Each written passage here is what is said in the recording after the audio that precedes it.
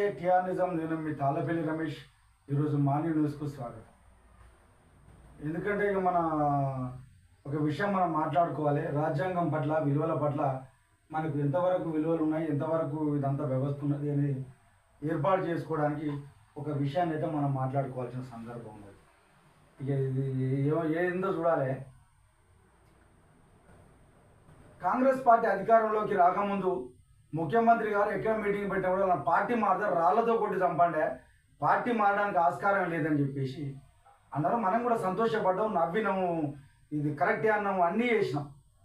ప్రజలు రేవంత్ రెడ్డి మన ప్రభుత్వం వస్తేనట ఈ పార్టీ మారితే ఊకోడట, ఇది మంచి పరిణామం, ఇలాంటి నాయకుడు కావాలి అని చెప్పేసి అనుకున్నాం. గెలిచిండు. అయితే గతంలో అనిపించింది, అమ్మ ఏంద్ర నాయన వీళ్ళంతా ఈ పార్టీలో గెలిచి ఆ పార్టీలో పోతారు, వీళ్ళకి సిగ్గున్నదా, శరం ఉన్నదా అని చెప్పేసి మాట్లాడుకున్న సందర్భాలు బోలెడు ఉన్నాయి. ఇక పార్టీ మాత్రం రాళ్లతో కూడా చంపని చెప్పారు కదా, ఎవడు పార్టీ మారడా ఇంకా కూడా తీసుకోడా అని చెప్పేసి అనుకున్నారు. కానీ కాంగ్రెస్ పార్టీ అధికారంలోకి వచ్చిన తర్వాత 10 మంది ఎమ్మెల్యేలు పార్టీ ఫిరాయింపులు అయితే చేసిండ్రు. ఎందుకోసం చేసిరా అంటే వాళ్ళు మరి డబ్బులు ఖర్చు పెట్టుకున్నారు. మరి డబ్బులు సంపాదించుకోవడానికి వాళ్ళు నానా తంటాలు పడి పార్టీ అయితే మారితే టీఆర్ఎస్ ప్రభుత్వం వాళ్ళు టీఆర్ఎస్లో ఉన్నటువంటి వాళ్ళు, బీఆర్ఎస్ ఉన్న వాళ్ళు కేసు వేసిండ్రు. వాళ్ళు వీళ్ళు పార్టీ ఫిరాయింపులు చేసిండ్రు, వీళ్ళపైన చర్యలు తీసుకోవాలని చెప్పేసి చెప్తే లాస్ట్కు వాళ్ళు హైకోర్టుకు పోయిన తర్వాత హైకోర్టు ఏం చెప్పింది, స్పీకర్ గారు మీరు ఈ పరిణామాలపైన ఖచ్చితంగా మీరు అవి తీసుకోవాలి అని చెప్పేసి అన్నారు. వీళ్ళపైన చర్యలు తీసుకుంటారా, అసలు ఏం జరిగింది తీసుకోవాలని చెప్పేసి అంటే ఆ కాలక్రమేణా మార్పులు జరిగితే ఈరోజు వాళ్ళకి క్లీన్ చిట్ ఇచ్చిండు. ఏమనిచ్చారు, వాళ్ళు పార్టీ ఫిరాయింపులు చేయలేదు, వాళ్ళు పార్టీలు మారలేదు, వాళ్ళు బీఆర్ఎస్ పార్టీలోనే ఉన్నారు. మనం చూస్తాం బయట ఏది నిజం ఏది అబద్ధం అనేది మనమే అనుకోవాలి. ఇక దానికి సంబంధించిన దానం నాగేందర్ గారు కొన్ని విషయాలు నేను మీడియా ముఖంగా మాట్లాడింది. అలా నేను పార్టీ మారలేదా, నేను ఎంపీగా పోటీ చేసిన, నేను కాంగ్రెస్ పార్టీ సభ్యత్వం ఉన్నానా అని చెప్పేసి. ఏదైనా కాంగ్రెస్ పార్టీలు కూడా ఆలోచించాలి. సభ్యత్వం లేని వాళ్ళకి మీరు పార్టీ పదవులు ఎక్కిస్తారా? మరి పార్టీ సిద్ధాంతాలు ఎక్కనే, విలువలు ఎక్కనే. కడియం సిఆర్ గారు చెప్తా ఉన్నారు,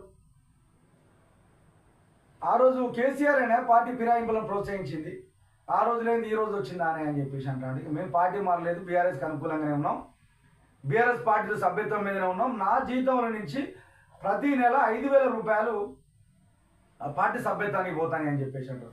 ప్రజలను మీరే ఆలోచించుకోవాలి. ఇక ఏం జరుగుతుంది, వీళ్ళకి రాజ్యాంగం పైన వీళ్ళు ప్రమాణాలు చేసి మాట్లాడతారు.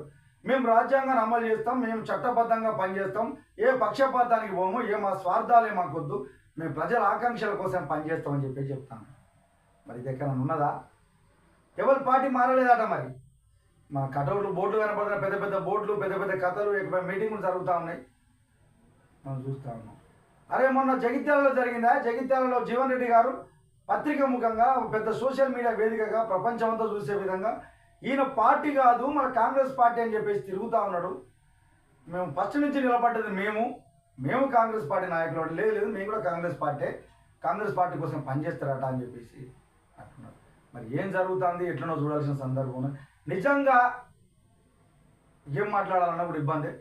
ఇక ఇది బాధాకరమైన విషయం.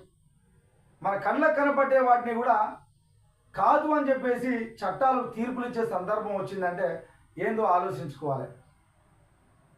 ఒక ఆయన అంటాడు ఇది రాహుల్ గాంధీ చేసిన అని చెప్పేసి ఒక పార్టీ నాయకుడు అంటాడు. రాహుల్ గాంధీకి ఏం సంబంధం అయ్యేది? రాజ్యాంగం ఉన్నది, రాజ్యాంగాన్ని అమలు చేయాలి.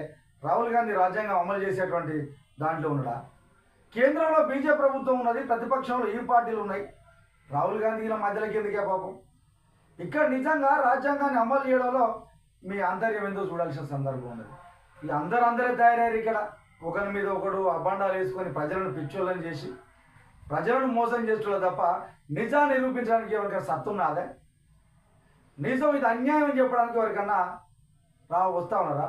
మీరు రాజకీయ నాయకులు మీరు ఒకరినొకరు తిట్టుకుంటారు తప్ప ఇది రాజ్యాంగం కాదు అని చెప్పేసి ఏం చేస్తారు? ఎక్కడ పోయాయి సమాజం? ఎక్కడ పోతుంది సమాజం? దీన్ని మార్చేది ఎవడు?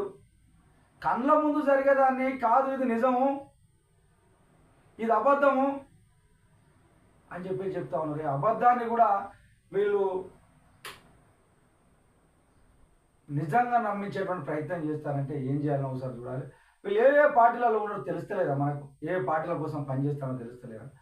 చిన్న తప్పు చేస్తేనే పార్టీ క్రమశిక్షణ చర్యల కింద వాళ్ళని సస్పెండ్ చేస్తారు. నిజంగా లోకం అంతా అంటారు, రే భూషణికే ఈ పార్టీ నుండి ఆ పార్టీకి ఎట్లా పోతావురా అని చెప్పేసి సామాన్య ప్రజలే అంటారు. మరి వీళ్ళు ఇంత పెద్ద పదవులు అనుభవించుకుంటా రాజ్యాంగాన్ని పరిరక్షించే వాళ్ళుగా, చట్టాలను తయారు చేసే వ్యక్తులుగా మరి ఎటుపోతుంది సమాజం అని ఆలోచించుకోవాల్సిన సందర్భం ఉన్నది. ఇది ఏదైనా ఇది కరెక్ట్ తీర్పైనా ప్రజలారా మీరే కామెంట్ రూపంలో చెప్పాలని చెప్పేసి టీఆర్ఎస్ నుంచి గుర్తు చేస్తా ఉన్నా. ఈ రాజ్యాంగం పైన అవగాహన, ఈ రాజ్యాంగం ఇక బతుకుతుంది, బతికిస్తారనేటువంటి ఆశ మీకు ఉన్నదా? ఒకసారి మీరు కామెంట్ రూపంలో తెలపండి. ఎందుకంటే ఈ పార్టీలు వేరు, పార్టీలు అయిపోయినాయి, గెలిచిండ్రు వచ్చిండ్రు అయిపోయింది. ఏమో అవసరం కోసం ఇటు మారింది, ఈ అవసరం కోసం అడిపోయింది ఏమనంటే లేదేమో డెవలప్మెంట్ కోసం నిజంగా వీళ్ళు పార్టీలు మారిండ్రా లేకపోతే ఆ పార్టీల కోసం పనిచేస్తారా ఏందో ఒకసారి ఆలోచించారు. నిజంగా వీళ్ళు ప్రజల కోసం పనిచేస్తారానే? వీళ్ళు అధికారం కావాలి, ఎక్కడ పోతే అక్కడ అధికారంలో ఉండాలి వీళ్ళు. ఇప్పుడు ఆల్రెడీ మన కడియం సిఆర్ గారికి, దానం గారికి ఇద్దరికి క్లీన్ చిట్ ఇచ్చి వీళ్ళు పార్టీ మారలేదట, వాళ్ళు బీఆర్ఎస్ పార్టీలోనే ఉన్నారట అని చెప్పేసి క్లీన్ చిట్ ఇచ్చారు. ప్రజలారా ఇది మీ కామెంట్ రూపంలో తెలుపండి. రాజ్యాంగాన్ని పరిరక్షించేటువంటి వ్యక్తులే అర్థం కాలేదు, మీరే కామెంట్ రూపంలో తెలపాలని చెప్పేసి టీఆర్ఎస్ నుంచి గుర్తు చేస్తా ఉన్నా.